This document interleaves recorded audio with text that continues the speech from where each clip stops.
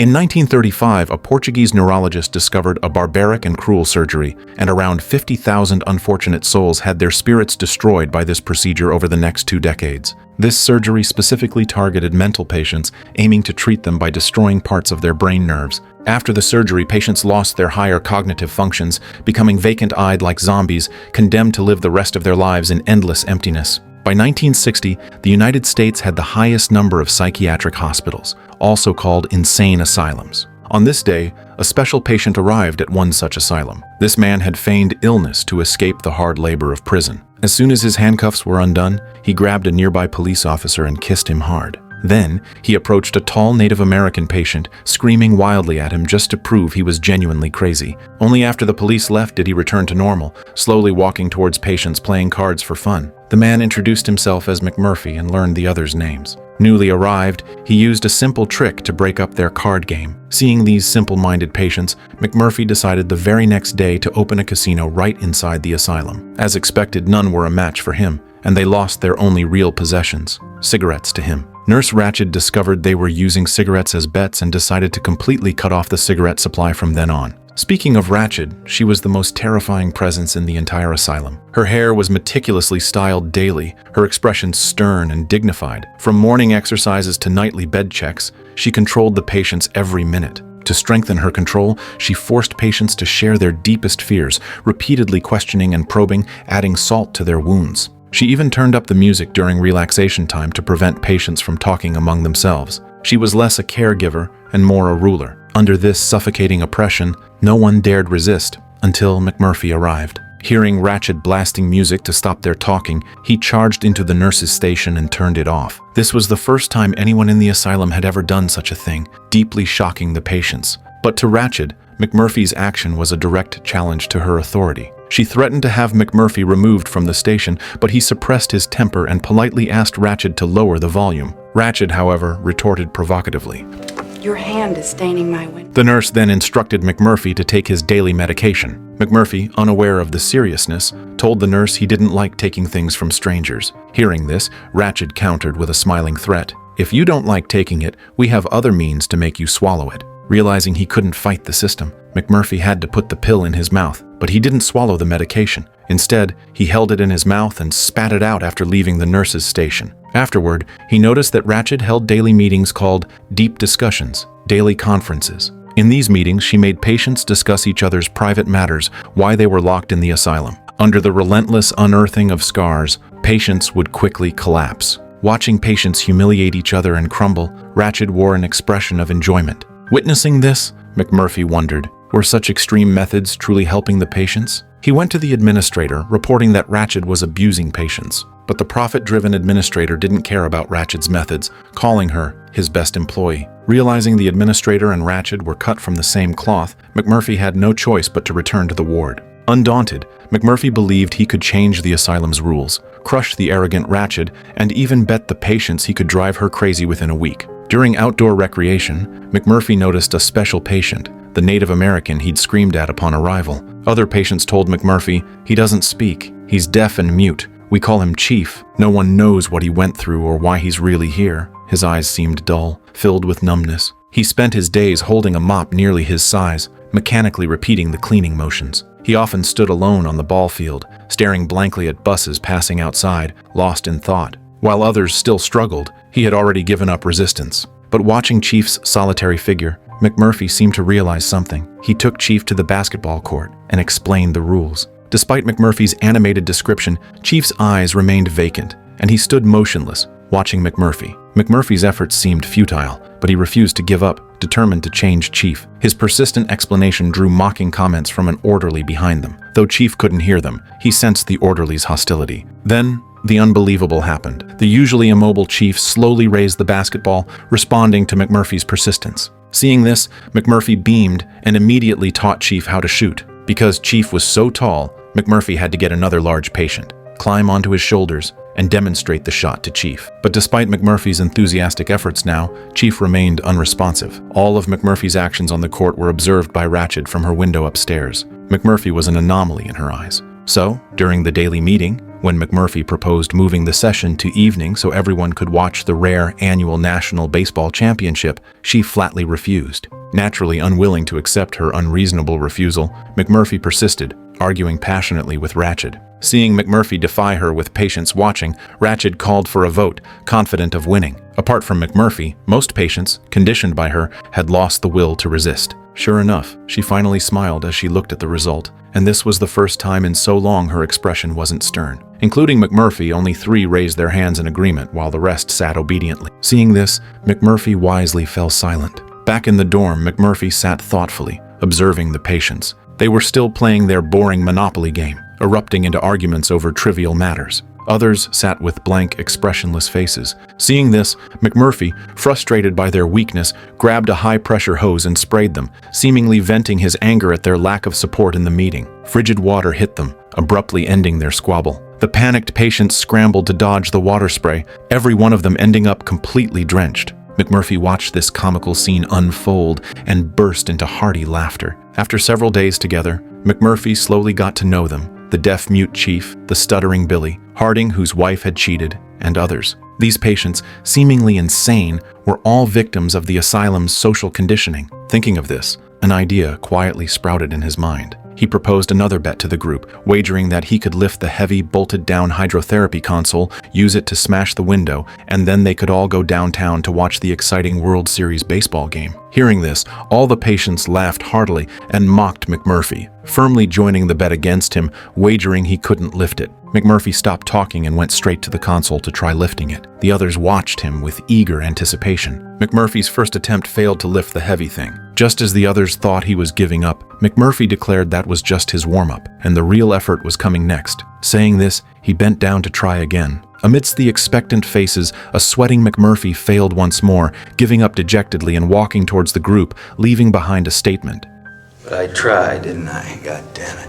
At least I did that. He then returned to the ward. McMurphy wanted to use this declaration about free will to subtly encourage the others to resist, or at least try, because not trying meant never knowing the outcome. The next day, as Ratched loomed over them from her high horse during the meeting, her expression stern while she scrutinized the uncomfortable patients and reveled in their discomfort, a patient actually proactively brought up the suggestion McMurphy had made the day before. He explained he had never seen the World Series and hoped to change the meeting time as McMurphy suggested so they could watch the game. McMurphy smiled with relief. His free will declaration last night had worked. The patients had finally learned to actively fight for their rights, and he proposed another vote to Ratched. Ratched simply agreed again. This time, every patient present raised their hand in agreement. McMurphy watched, unable to hide his delight, and smugly told Ratched to implement their decision. But then, unexpectedly, Ratched backtracked, claiming that a valid vote required participation from all patients in the ward. Only 9 hands were raised, and with 9 other patients not voting, it was just a tie. Facing this sudden turn, McMurphy wasn't discouraged. He rushed to the other patients to canvass for votes, hoping just one more hand would meet the requirement. But it was futile. The other patients were either physically disabled, intellectually impaired, or elderly with dementia, unable to understand McMurphy at all. Looking around, McMurphy's last hope rested on the deaf-mute chief. He raised his own hand, gesturing and explaining, hoping Chief would see and mimic the action. He gestured and explained laboriously for a long time, but Chief just stood there motionless, watching him. McMurphy had to leave, frustrated. Just after McMurphy walked away, the unbelievable happened. Chief slowly raised his large hand. Seeing this, McMurphy shouted excitedly and happily told Ratched someone had raised their hand. The majority was now in favor, and they could proceed. Ratched, who had never taken their request seriously, declared again, "Time's up. The meeting is adjourned. Hands raised after the fact don't count." Looking at Ratched, McMurphy knew deep down this vote wasn't about genuine expression, but a demonstration of power. Ratched had designed the rules to make him and the patients experience firsthand that your opinion means nothing. As the vote failed and McMurphy sat back down, his eyes like daggers piercing Ratched, his silence held more explosive power than any roar. Yet in this stifling stalemate, his gaze swept over the switched-off TV on the wall, and a near-genius idea flashed. If the rules won't let us watch the game, I'll create our own. It's a lot of play ball at Eagle Center!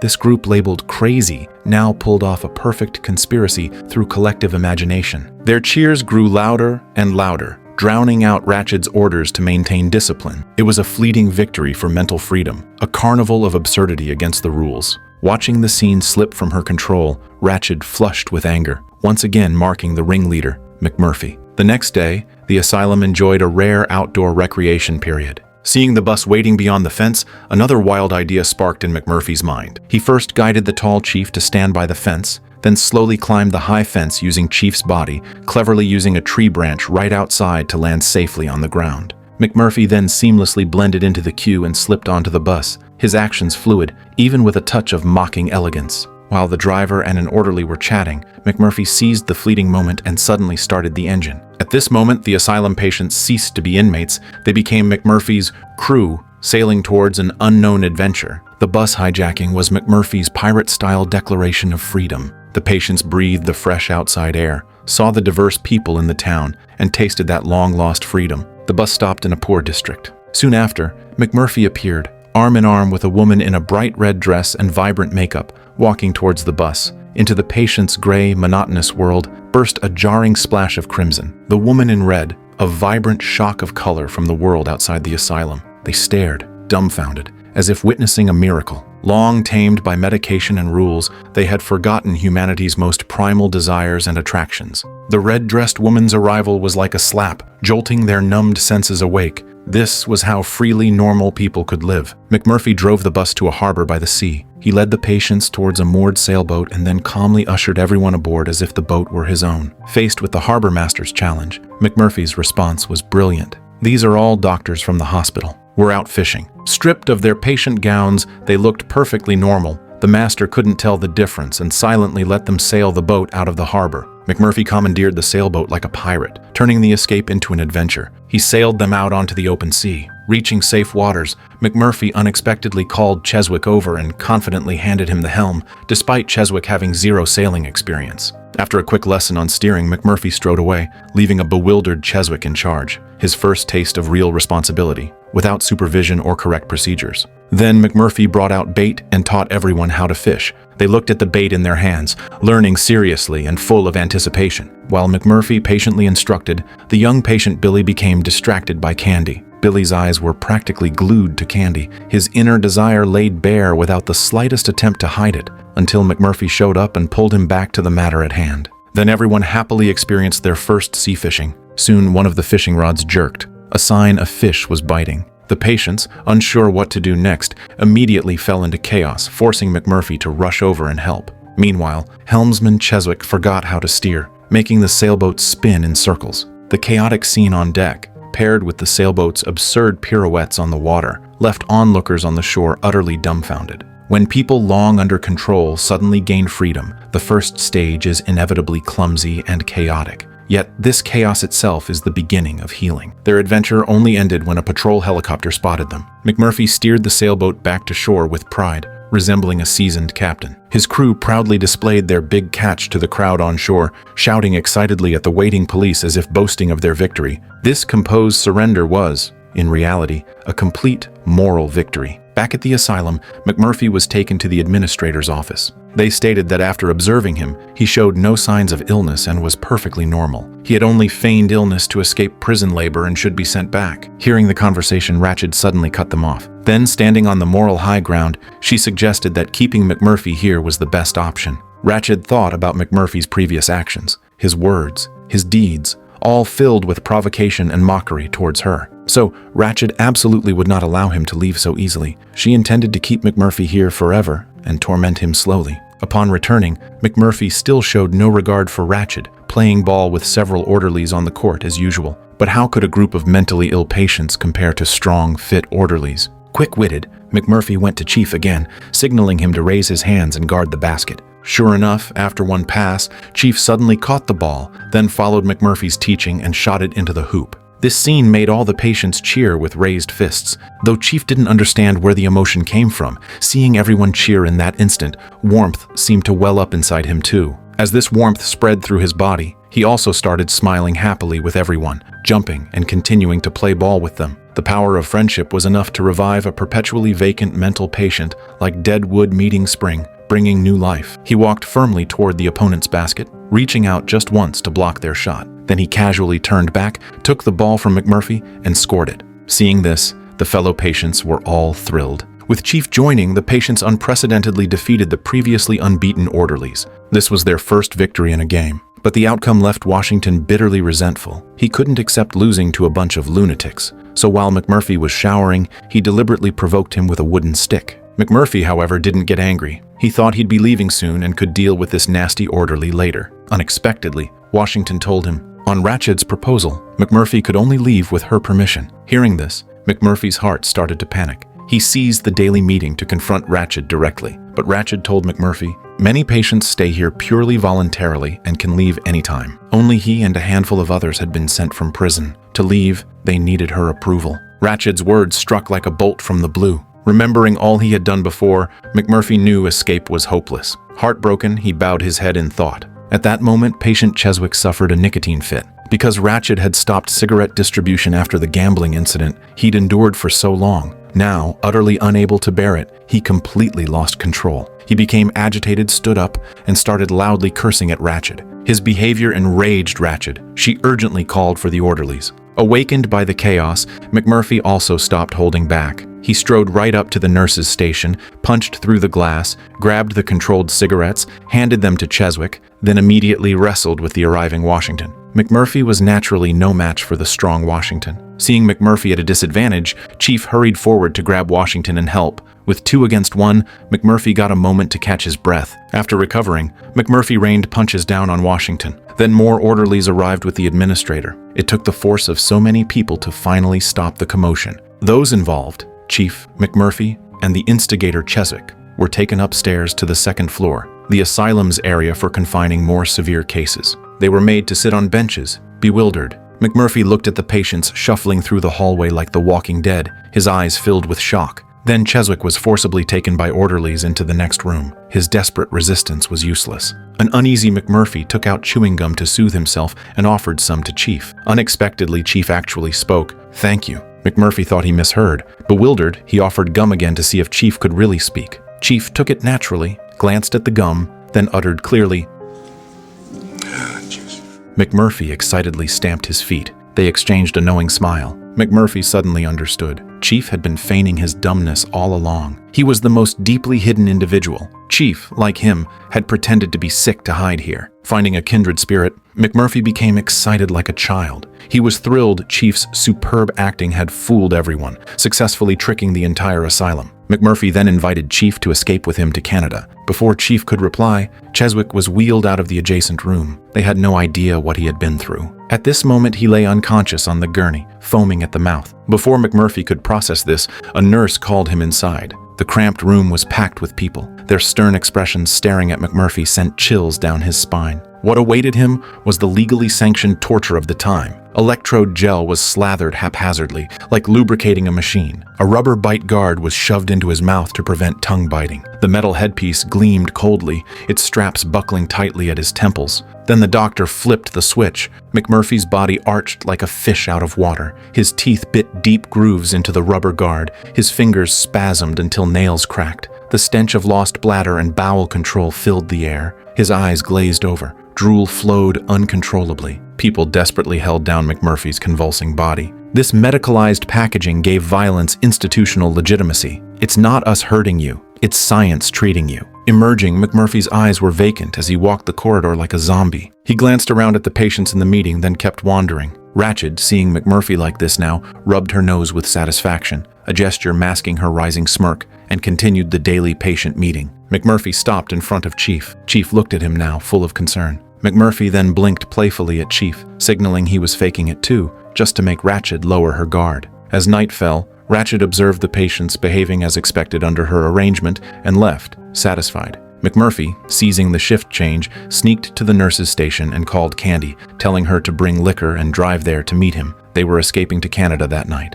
Late at night, McMurphy appeared at Chief's bedside, inviting him to leave together. The sudden news disrupted Chief's plans. He wasn't ready to leave. Meanwhile, Candy and her friend Rose had arrived right on schedule as agreed. McMurphy hurried to the window to welcome them. The orderly Turkle on duty saw McMurphy and came out to stop him, ordering McMurphy to go back to bed quietly. McMurphy cleverly bribed Turkle with money and the liquor Candy had brought. Seeing the two well-dressed women outside the window, Turkle, his mind clouded by lust, opened the window and let them climb in, then eagerly led them to the shower room to avoid disturbing the sleeping patients. McMurphy used the excuse of letting Turkle be alone with Rose to leave with the liquor. Before leaving, he planned to give the patients one last celebration. He went to the nurse's station and used the loudspeaker with candy to wake everyone up. The awakened patients, stunned by the shocking scene, were quickly drawn to the nurse's station by the attractive women. McMurphy then put on music. He distributed drinks amidst the joyful music. Just as everyone was immersed in the happy party atmosphere, the noise startled Turkle out of the shower room. He saw the scene and trembled with fear. Fearing for his job, Turkle urgently tried to disperse the crowd. Surveying the messy scene, Turkle knew his job was likely lost. He glumly gulped down the strong liquor and fell into a deep sleep. With Turkle no longer supervising, the patients and the women outside were in full throttle chaos, reveling wildly on this unforgettable night. They played, chased each other, drank heavily, laughed heartily, and danced to the rhythm of the music. At that moment, they were indistinguishable from free men. Even the usually timid Billy boldly danced with Candy. The others sat on the sofa, admiring their dance moves. Time flew, and it was time to leave. McMurphy said goodbye to everyone individually. Each expressed their reluctant longing for him. Only Billy, hiding in the crowd, didn't step forward. Seeing Billy's state, McMurphy walked over, puzzled to ask, and discovered Billy was most concerned about Candy's departure. McMurphy suddenly understood. Billy's obsession with Candy was the inevitable eruption of long-suppressed sexuality. Raised under distorted maternal affection, Candy's presence was his first unfamiliar experience of being treated like a normal man. Deciding to help Billy face this inner demon before leaving, McMurphy urged him forward. Still, Billy timidly fled in embarrassment. McMurphy had to get the others to grab Billy, tie him to a wheelchair, and push him into a room. Alone together, Candy and Billy completed his transformation from boy to man. While waiting, McMurphy stood guard by the window, drinking with Chief. Unexpectedly, drowsiness hit him. McMurphy's eyelids felt heavy as lead and slowly drooped. The next morning, sunlight filled the room as the arriving orderlies were dumbfounded by the scene of utter chaos. Ratched stormed in, her face dark. Hearing the commotion, McMurphy slowly woke up from the floor, still groggy from the alcohol. Ratched ordered the orderlies to close the windows, wake the sleeping crowd, expel the women who didn't belong, and take a head count. After checking, only young Billy was missing. She then ordered a thorough search. Finally, they found Billy naked in a room, lying with Candy. Billy hurriedly dressed and ran out. Facing Ratched's interrogation, he didn't betray McMurphy. Instead, he smiled proudly at everyone. The others happily applauded him. This infuriated Ratched, who vowed she would definitely tell his mother. She used Billy's guilt towards his mother to crush his spirit. Billy feared his intensely controlling mother most of all, so he began frantically slapping his own face, begging Ratched to let him off. Ratched, still furious, had Billy taken away and locked in a room. She then started organizing the remaining patients. Suddenly, a nurse's scream drew everyone's attention. The sound came from Billy's room. Everyone rushed towards the room. McMurphy, deeply worried, also gave up his escape and followed. What met their eyes was Billy lying in a pool of blood. He had taken his own life with a shard of glass. Bright red blood stained the floor. Billy's death was the pinnacle of institutional violence. This young man, yearning for love, cut his own throat under Ratched's humiliation. Seeing this, McMurphy exploded with rage. He roared, charging at Ratched, brutally choking her throat, slamming her hard against the wall behind her, then pinning her to the floor, choking her with all his might. Watching this, the patients silently cheered McMurphy on, hoping he would end Ratched right then and there. Just as Ratched was gasping for breath, near death, Washington reacted and lunged forward,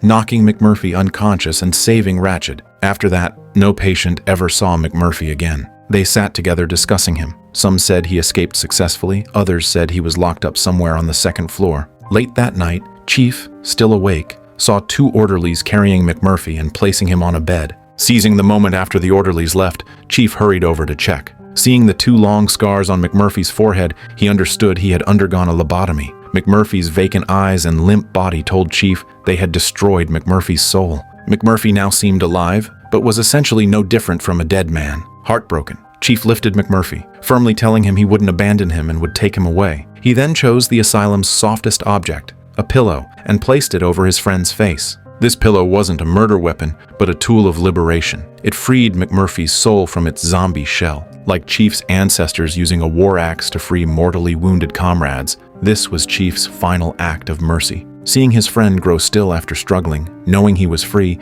Chief walked to the heavy hydrotherapy console McMurphy had failed to lift earlier. his gaze resolute as he began to move it. Faced with Chief's sheer strength, the heavy console was lifted. He moved slowly but steadily, step by step, the heavy weight in his hands unable to shake his determined gaze, just as McMurphy had planned. He walked to the window, through the console, smashed the glass, and leaped out into the night. Swallowed by the darkness, Chief slowly disappeared into the forest. As a symbol of native resilience, Chief's journey from feigned muteness to window-smashing action marked his transformation from silence to activism. True freedom requires breaking both physical and mental cages. When the world strips thinkers of their rights in the name of order, should we willingly become normal people with excised souls? That shattered window stands forever in film history. It reminds the masses some walls must be shattered, even if it means bleeding from the head. When delivery riders expose algorithmic exploitation through accident scars, when programmers denounce overtime culture with cases of sudden death, these blood-stained marks,